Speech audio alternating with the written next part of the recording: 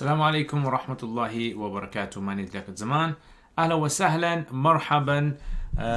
Let's actually go through this chapter. If you guys are not familiar with my channel, basically what I do is I teach stuff. Right? I teach Arabic, I teach fiqh, hadith, topics which are related to the Islamic sciences. So if you're interested, check them out and share them with other people as well. See what you think of them. Hit the like button if you want to see more, and the bell button if you want to see regular updates of all the videos I put up. Right, so now this chapter is the chapter of Jamaa. Jamaa means congregation, right? It's from Jamaa, Jim, Mim, Ain. It means to bring together, right? So to combine, bring together. And here it's referring to the Jamaa, the way that many people pray their salat, which is in a congregation where you have an imam who's leading, and then you have people behind the imam, and the imam leads the salat, and everyone follows in what the imam does. So he says, Al-jama'atu sunnatun mu'akkadatun. Mu'akkada is from the root word akada, which means something that is stressed or emphasized. Right? Something that was really kind of done in the early years a lot. So you call this mu'akkada. Right? So it's a sunnah, it means a practice of the Prophet ﷺ, and it was emphasized practice. Like stressed, right? So mu'akkada is some maf'ul, right? Akada. Awla nasi. Awla means the one who is most deserving. Awla, yeah. Af'alu is some tafdil, yeah. Akramu, akbaru, awla. An-nas, imama means leading or leadership. Imama. A'lamu means it means the most something. So you guys should know that. Put in the comments if you know what a'lamu means. Tasawaw is from sin, waw, and ya. Tasawa tafa'ul, which means to be equal. Right? So if you guys want to know more about the verbs, then you can actually check out my series on understanding sarf. So you can check that out. I'll try to leave a link in the description as well. And then aqra'uhum aqra'a, right? This is ism tafdeel as well, right? But what does it mean? So you guys should know what qara'a means. فَإِن تَسَاوَوْا فَأَوْرَعُهُمْ Awra is from wara', which means piety. The most pious. Awra'. And فَأَسَن is from sin, nun, nun, which means aged or senior. Asan, older in age. Oldest. Yukrahu, this is generally in the books of fiqh, this word comes in the majhul form. Okay, so it's in the majhul form over here. So yukrahu. Dislike, prohibited as well, right? I would probably say prohibited is a better one. Emphatically prohibited. Taqdeem means qadama, qaddama yuqaddimu taqdeem. It's the masdar from bab taf'eel, which means to put someone forward. Abd is slave. A'rabi is Bedouin. And then fasiq is open sinner. And a'ma is blind. Walad az-zina, child of fornication. It means a child that's born out of wedlock, right? So child that's born due to fornication, not due to marriage. Now this is taqaddamu, right? Not from bab taf'eel. It's like tafa'ul. It means to go forward, right? So it's like the lazim, and taqdeem is like the muta'addi. ينبغي للإمام أن لا يطول. طال يطول. It means to prolong or to lengthen. Right, to prolong or lengthen. يكره للنساء. صلى يصلي. Now, I want you guys to tell me in the comments how you pronounce this word. Right, how is this word pronounced? Let's see if you guys know. وحدهن. So وحدهن is alone. And then فعلنا وقفت. وقف يقف, to stand or even to stop. Here it means to stand. Al-Imam, wasdahunna. Wast, it means in the middle. Kal urat. Urat is the plural of ari. Ari means someone who is naked, right? So naked, ari. And then you've got aqamahu an yaminihi. Yamin, you guys should know all that. I think the rest of you guys should know. Nothing really strange there. Aqama, you guys know what that is? From the word qama yaqumu. Qama means to stand, it's the lazim. And then aqama means to make someone stand. right? So to make someone stand. أقامه عن يمينه. Yameen, you guys should know that one. I'm giving you too many clues here. Too many clues. Okay, so let's do a little bit of تركيب then. So هذا is the مبتدا. and باب الجماعة مضاف مضاف إليه خبر. والجماعة سنة مؤكدة. Right, so جماعة مبتدا, سنة مؤكدة is the خبر. أولى الناس مضاف مضاف إليه becomes مبتدا. And then أعلمهم بالسنة is the خبر. That's why it's رفع مرفوع. إن تساووا this is the شرط أقرأهم. Right, so إن تساووا, if they are equal, فأقرأهم, then the most recited one. This is the جزاء, شرط and جزاء. Okay, so this is اسم تفضيل. اسم تفضيل. I don't know what you call اسم تفضيل in English. If you guys know, put in the comments. فإن تساووا فأورعهم, فإن تساووا فأسنهم, same thing as before.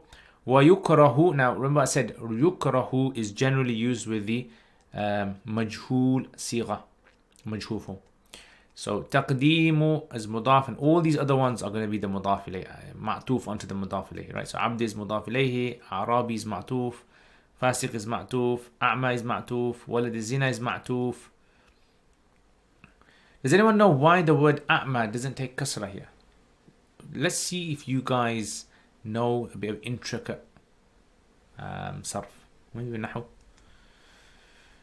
Alright, so all that's مضاف إليه, that's the مضاف مضاف إليه becomes the نائب فاعل of يكره. Okay, فإن تقدم جاز ينبغي is فعل. ألا يطول بهم الصلاة. So يطول صلاة فعل فاعل مفعول به becomes the فاعل of ينبغي. Now this is where a lot of students tend to make an error here, because their mind is not kind of thinking that a sentence can actually be in the حكم of a فاعل. Right, like over here, that is the case. So للإمام ويكره للنساء أن I'm not going to say that word, because if I say it then I'll give it away. So remember, you guys got to figure this one out. So وحدهن بجماعة. Right, وحدهن is always حال. وقفت, فإن فعلنا وقفت الإمام. Imam is considered to be the فاعل. Now even though it's a masculine word, they don't really have a feminine word for imamatun. No. Imamatun is like the masdar. Imama. So fa'il, whether it's a male or female. وَاسْتَهُنَّ كَالْعُرَاتِ وَمَنْ صَلَّى مَعَ وَاحِدٍ أَقَامَهُ. Oh, that's the shart. أَقَامَهُ عَنْ يَمِينِهِ is the jaza. وَإِنْ كَانَ اثْنَيْنِ تَقَدَّمَهُمَا. So in kana اثْنَيْنِ supposed to be تقدمهما. So تقدم, not تقدموا. Meme, don't mind the meme, doesn't seem right. Alright, there's quite a few maslas here today that we are going to be looking at, inshallah ta'ala. Let's crack on then. So the first masla is, when people pray, they got two options. You can pray on your own, right? So you pray on your own, whether it's the fard prayer or the sunnah prayer, nafal prayer, pray on your own. Or the other option you have is to pray in congregation. This is usually to do with obligatory prayers, right? Only the fard prayers. So, you got a choice over here. And if you've ever been to a mosque or you've ever been in a congregation, you know what happens. You can actually Google it and you'll find people praying, and there's a leader, an imam, and there's people behind the imam, and they basically follow the imam, right? So the imam means leader, and they just follow us, and they simply just follow his actions. And this would suffice them from having to pray on their own. So there's some rules for this now. First of all, do people have to pray in congregation? So it's not necessary, it's not obligatory to pray. But according to Imam al-Qudoori, he says it's considered for men. He hasn't said men, but this is something which the Hanafis have explicitly stated. It's considered to be sunnatun mu'akkadatun. Yeah, sunnatun mu'akkadatun. He says that Jamaa is sunnatun mu'akkadatun. It's a highly emphasized, emphatic, stressed practice that we should do as much as possible. And this was the practice in the time of the Prophet ﷺ. He would, nearly all the prayers, he would pray in congregation. He would lead the people, Sahaba would pray with him. Not all the Sahaba, some Sahaba may have prayed on their own, prayed in their own localities, but it was something that was emphasized a lot. So because it's emphasized a lot, and we find it in the life of the Prophet ﷺ. That's why the mosque was built as well, where you can have these prayers. So this is why it's considered to be sunnatun mu'akkadatun, but not necessary. Now, if you want to know like the differences between sunnah mu'akkada and wajib and all these kind of things, check out my usul al-fiqh. It's in 28 lessons, usul al-fiqh. For a beginner, it's excellent, right? It goes through what you need to know, the terminology, the different concepts, principles, how Hanafi fiqh is based, the methodology. Then you basically you learn a lot, right? So that's the truth. So check it out, and there's a link to my YouTube my website uruk.com, and you can check it out there. Anyway, so there's some rules now. Now you got to think about this. If you are the imam, or if you're going to have an imam in your locality, you need to have someone who qualifies, isn't it? Anyone can become an imam technically, according to the Hanafis. Any man can become an imam technically, but there are some qualifications that will give one person priority over another. Right? Now, why is this? Simply because what tends to happen is people will argue. Right? Imagine you want to go for your dhuhr prayer, your asr prayer, and there's a fight every day of who's going to lead. So the Hanafis say that from the life of the Prophet ﷺ, we know that the person who should lead the prayer, who deserves to be given preference to lead the prayer, is the guy who is the most knowledgeable. أولى الناس بالإمامة أعلمهم بالسنة. The one who knows the sunnah. Sunnah meaning the religion the best. So the guy that knows the religion the best, he is the guy that deserves to be the imam. Right? Why? Because he is the kind of guy who understands. If he makes a mistake in the prayer, he knows how to rectify it. Not just that, but remember, Muslims are going to look up to someone who understands the religion the best. So this guy is going to be someone that's going to attract people to pray with him. Right? Now, if you have a leader who doesn't know anything, right, people are going to think, why should I pray behind him? Doesn't know anything. So the idea is you want to get someone who is going to attract people. So that's why they said the most knowledgeable one is the one that is given preference. Right. Number two, the second person, right? So if everyone is equal in knowledge, let's say, then who should? Then the person who knows the most Quran. The Prophet ﷺ, he would give preference to people who knew the most Quran. So we say the one who knows the most Quran because people have respect for them, and they would, that's basically how it works. So it's not to do with how rich you are or your status in society per se. It's to do with other factors, more to do with the religion, right? So recitation. If they're all equal in knowledge and in recitation, then what? Then after that, you look at the piety. Like outwardly, who is most pious? Who's the one that you've hardly ever seen doing anything wrong, right? It kind of stays away from backbiting and stays away from lying and cheating and these kind of things. That's the kind of guy that you want to pray behind, yeah, because you got respect for him, right? And then the fourth, if you don't get any of those, then you look for the elder person, right? The one who's has the most age. Why? Because people generally in society, they give respect to elderly, right? So remember, the whole point of having a leader in the prayer is the idea of leadership, is attracting a larger crowd. So having a larger congregation is best, and the one that is going to cause the least friction, right, amongst the Muslims, he's the best guy to have. All right. Okay. Now, this isn't necessary. I mean, if the aged person was to lead and the knowledgeable was there, the salat would be fine. Or the person who knew the most Quran led, even though he doesn't know much, and if he led the salat, that would be fine as well. Or the pious. So he says, أولى الناس بالإمامة, the most deserving of person of imamah, of leading, is the most أعلم, knowledgeable, بالسنة, of sunnah. Of the sunnah here refers to the deen. فإن تساووا, and if they are equal, فأقرأهم, then the one who is the most knowledgeable in the Quran, meaning who knows the most recitation. فإن تساووا, and if they are equal in that, فأورعهم, then the one who is the most outwardly pious. فإن تساووا فأسنهم, and if they're equal, then the one who is the most aged. Right? So that's the kind of 4 steps. Now, other Hanafi books, if you want to look in them, you're going to find more than 4 that they mention. Because remember, you got to look at in your society, what are the kind of characteristics that people are going to be attracted to, right? Next, okay, who should you not put forward? Remember, the people you should put forward are the ones who are going to have the kind of attractive sort of characteristics, not attracting as in good looks, as in religiously. So you don't want to put those people forward who are going to go totally against these points. Yeah. So for example, like you're not going to put someone forward who is, well, he's mentioned 5 over here. Right, so let me just list these 5 then. So number 1, you're not going to put forward someone who is a slave, right? Because if you put someone who is a slave, what basically is going to happen is that a slave is going to be is usually preoccupied with working, and so he doesn't really get time generally to learn the religion. So this is based on the assumption that generally slaves in them days wouldn't really have as much free time to be able to learn the religion, and if they don't have time to learn the religion, then that basically means that if they make a mistake, they're not really going to be able to rectify themselves, or people are going to say, this guy doesn't know much, how comes we're praying behind him, and is this going to kind of cause a friction in the community? So you don't want that. Best to save. Okay, next is a Bedouin. So Bedouin is a person who lives in the wilderness, doesn't live in the cities. This guy as well doesn't really have access to education that much. So he's not really going to know much if he makes a mistake. And likewise, people are going to think, this guy, I don't even know who he is and where he's from. And so people talk, right? And you can't stop that. So Bedouin, is best not for him not to lead.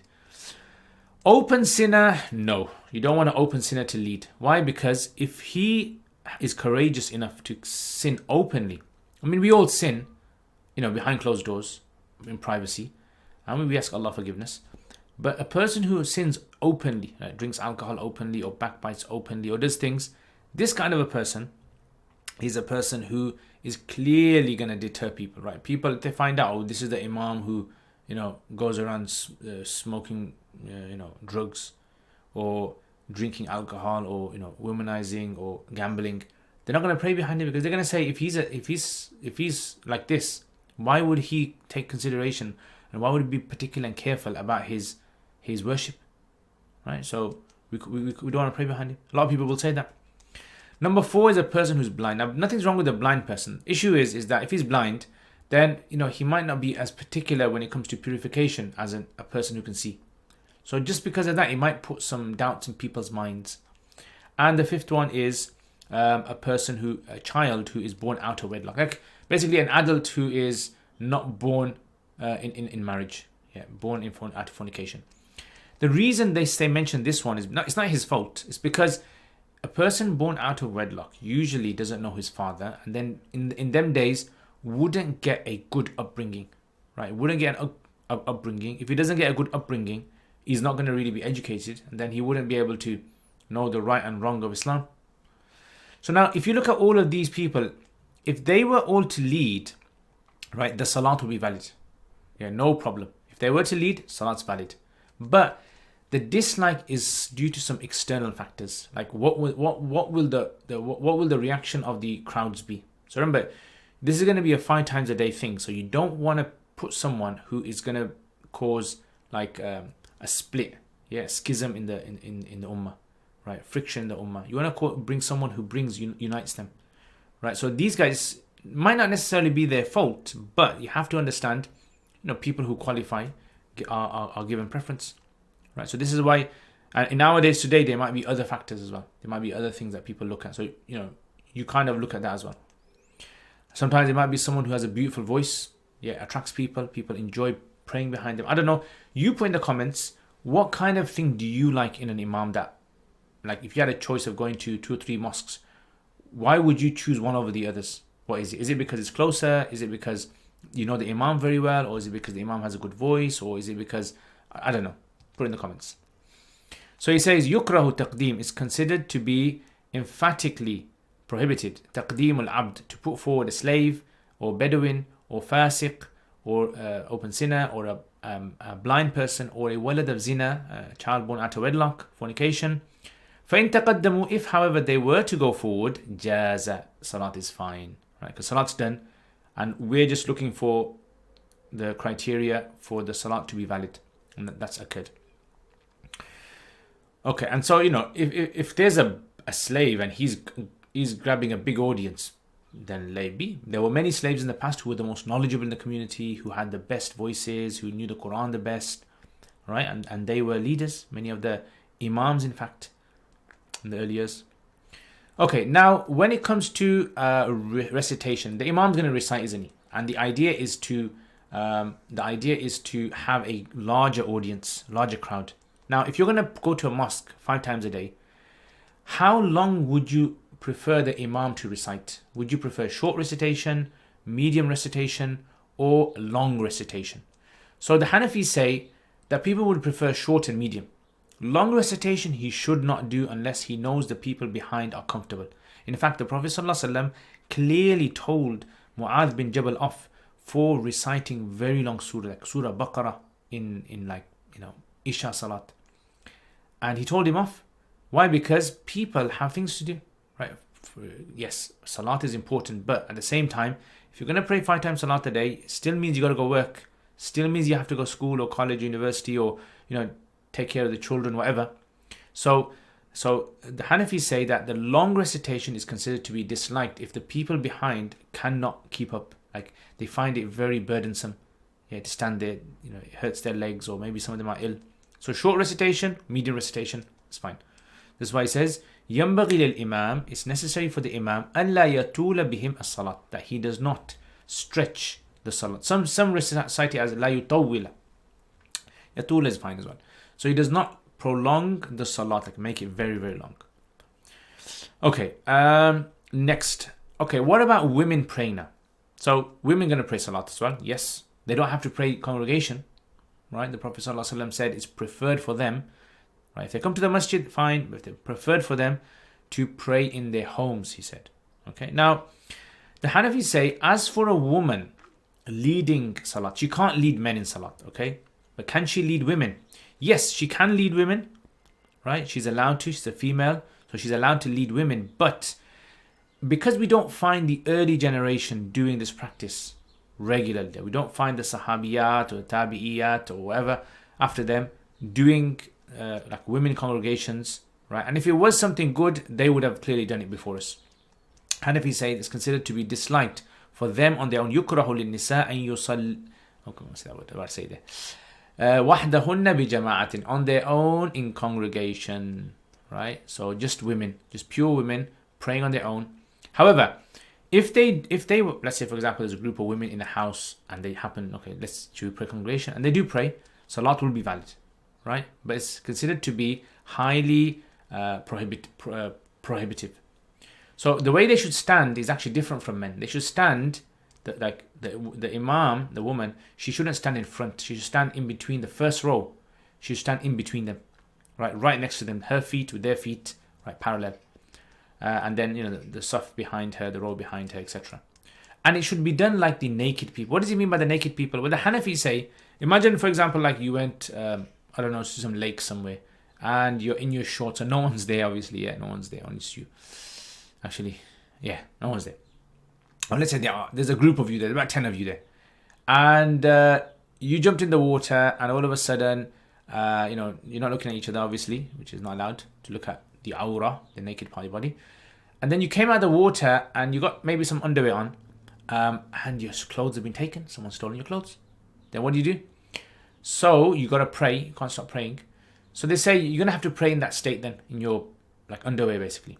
So the way that you pray basically is, you pray, the congregation is going to be such that if you pray 10 people who don't have enough clothing to cover their body, the imam stands in between them and they stand on either side, right? And the reason for this is so that they don't look at each other's aura, nakedness, right? So it's more concealing for them. And because women are considered to be something that should be covered and protected more, therefore the way that they stand in the prayer should replicate that. So this is why they say that it's like the prayer of the naked, right? The naked people, if they have to pray congregation, even if it's men, they can't stand in front. They stand right next to each other to lessen the exposure. Okay, and finally, so he says, فَإِنْ فَعَلْنَا, if they do such, وَقَفَتْ الْإِمَامِ, the female imam will stand وَسْطَهُنَّ, in the middle of them, كَالْأُرَاتِ, like the naked ones. And that's what it means by the naked ones, basically. Right, so just in case you're thinking, how is it at the naked? Right. I don't know, this image makes sense, actually. No, you can't see that, can you? Right, let's just put it there then. Okay, actually this video has become quite long, hasn't it? Right, so like that. Right, all in one saf like that. And if it has to make another saf, then okay, let it be behind. Right, now what if, for example, like there's only two of you praying and you got clothes on? Right, so forget that masala, new masala. Two of you praying, how do you stand? So Hanafis say you stand right next to each other. Your heels and their heels the same. Right next to the imam. We actually stand on the right hand side and the imam's on the left hand side. That's how you stand. Some of the Hanafis say that the follower should stand a little bit back behind, right, just so that he doesn't go in front of the imam. But the matan, the text of Qudoori says you stand right next to your heels and his heels parallel. And what if there's more than one, 2, 3, 4? Then, like I showed you before, the imam stands in front and the people will stand behind. Okay, that's it basically. So imam in front and the people behind. And there you have it. So he says, وَمَنْ صَلَّى مَعَ وَاحِدٍ, whoever prays on his own, أَقَامَهُ عَنْ يَمِينِهِ, he makes him stand on his right hand side. وَإِنْ كَانَ اثْنَيْنِ, and if there are two people, meaning with the imam, so there's three people, تَقَدَّمَهُمَا, the imam goes forward, تَقَدَّمَهُمَا. Yeah. So Jazakallah khair, I hope you guys benefit from this. So we talked about the men praying, and we talked about those people who are deserving to lead the people and those people who should not lead the people. We talked about how long you should recite, and can a female leader lead women in prayer, and we talked about 2 people and 3 people Jamaa. Okay, so I hope you guys benefit from this. I normally used to put up questions, didn't I? Right, let me know if you think at the end of the videos having a short summary of questions that you guys can answer is useful. If it's not useful, because I didn't really kind of get a lot of response from the people answering the questions, so I thought, maybe people don't really find that something that's needed. Anyway, Jazakallah khair guys for watching my videos. It really helps me if you hit the like button and subscribe and share it, and hit the bell button if you want updates of all my videos. And yeah, thank you very much guys for watching this video. Assalamu alaikum wa rahmatullahi wa barakatuh.